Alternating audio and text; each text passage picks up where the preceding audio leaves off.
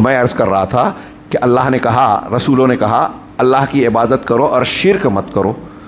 پتہ یہ چلا کہ جہاں ہم کو یہ جاننا ضروری ہے کہ اللہ کی عبادت اور توحید کیا ہے، وہاں یہ جاننا بھی ضروری ہے کہ شرک کیا ہے، طاغوت کیا ہے، تاکہ ہم بچیں. اسی لیے علماء نے کہا کہ ہمارا جو دین ہے پورا کا پورا اس کا دو حصہ ہے، ایک تحلیہ ہے، ایک تخلیہ ہے. اس کو اور بھی نام دیتے ہیں. تحلیہ کن چیزوں سے ہم کو اپنے آپ کو آراستہ کرنا ہے، حلیہ کہتے ہیں زیور کو، کون چیزیں پہننا ہے، کون سی چیزیں اختیار کرنی ہے، یہ تحلیہ.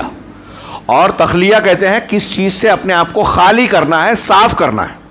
پورا دین یہی ہے، دو چیزیں، دونوں ضروری ہے، ایک پہلو کو چھوڑ نہیں سکتے. نیکی کا حکم دینا ہے، برائی سے روکنا ہے. آج جتنی بھی دعوتیں ہیں یہ بھی ایک پہچان ہے، آئے گی بات ابھی.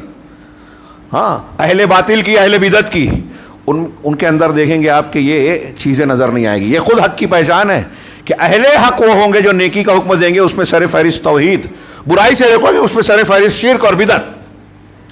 اگر کوئی گروہ، یہ لکھ لیں دماغ و ذہن و دماغ میں، اگر کوئی گروہ شرک اور بدعت کا رد نہیں کرتا، میں یہ بار بار کہتا ہوں، ہمارے نوجوان لکھ لیں، شرک اور بدعت کا رد نہیں کرتا، شرک کو شرک نہیں کہتا، وہ دین اور دعوت کا کام نہیں کرتا ہے. اس کے جو رد کرتا ہے وہ شدت پسند نہیں ہے. شدت پسندی آ سکتی ہے اس میں، لیکن صرف رد کرنا شدت نہیں ہے. یہ خود اہل باطل کی پہچان ہے. اور روئے زمین پر میں جہاں تک جانتا ہوں اس وقت سلفی گروہ کے علاوہ کوئی گروہ نہیں ہے جو شرک کا اس طرح رد کرتے ہو جو نبی کا طریقہ تھا، صحابہ سلف کا طریقہ تھا. تو آپ کس دین کو پھیلا رہے ہو؟ اگر آپ نے توحید، عبادت، فضائل، حکومت الہیہ کا قیام اور اس طرح کا فلسفہ بیان بھی کر دیا، یا کچھ چیزیں جو دین کی ہے بیان بھی کر دیا، لیکن آپ نے لوگوں کو شرک سمجھا کر اس سے نہیں بچایا، بدعت بتا کر اس سے نہیں بچائی، تو آپ نے دین نہیں بتایا، آپ جنت کے راستے پہ نہیں لے جا رہے ہیں. تو قرآن کی تعلیمات، یہ میں نے ایک آیت پیش کی کہ یہ عنوان انتہائی اہم ہے، ہر مسلمان مرد اور عورت کو جاننا ضروری ہے. خواتین بھی یہ نہ سمجھیں کہ مولانا صاحب نے تو یہ ایسی باتیں کی جس کا تعلق ہم سے نہیں ہے. بغیر اس کے خواتین بھی جنت میں نہیں جا سکتی، جہنم سے نہیں بچ سکتی.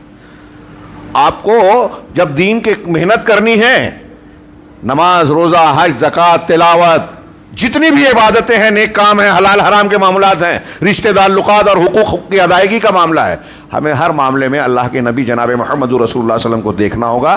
اللہ نے جو دین اتارا ہے آسمان سے اس کو دیکھنا ہوگا. اللہ نے کیوں اتارا، اس کی حفاظت کیوں کی،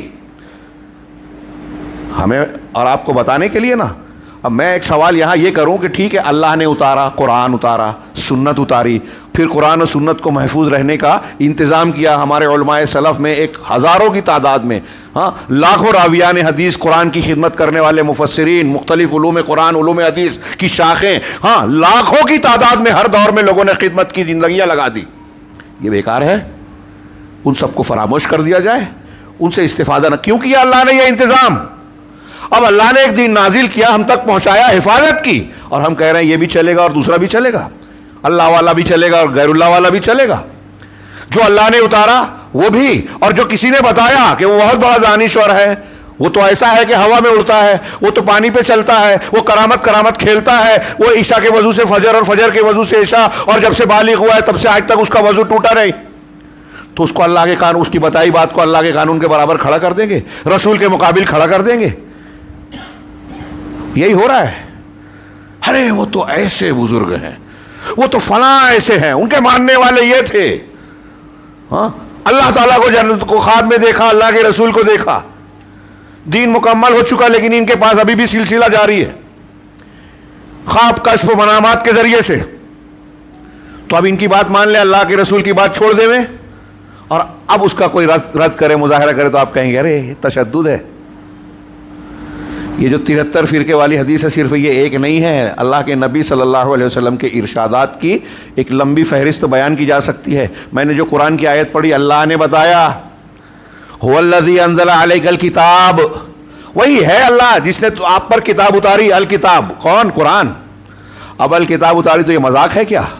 یہ ہدایت ہے، ذکر ہے، روح ہے، زندگی ہے، نصیحت ہے، حق ہے، ہدایت ہے، ہدی للناس. یہ فرقان ہے حق اور باطل میں تمیز کرنے والی. اس قرآن نے شرک کی، گمراہیوں کی نشاندہی کی، غلط لوگوں کا رد کیا. یہ تشدد نہیں ہے، یہ ہمارے لیے رحمت ہے. قرآن رحمت ہے، بیماریوں سے شفا ہے، روحانی اور دل کی بیماریوں کا علاج قرآن سے ہے۔ اللہ نے کہا وہی اللہ ہے جس نے الکتاب اتاری، اب تم اس کی ناقدری کرو تو الگ بات ہے۔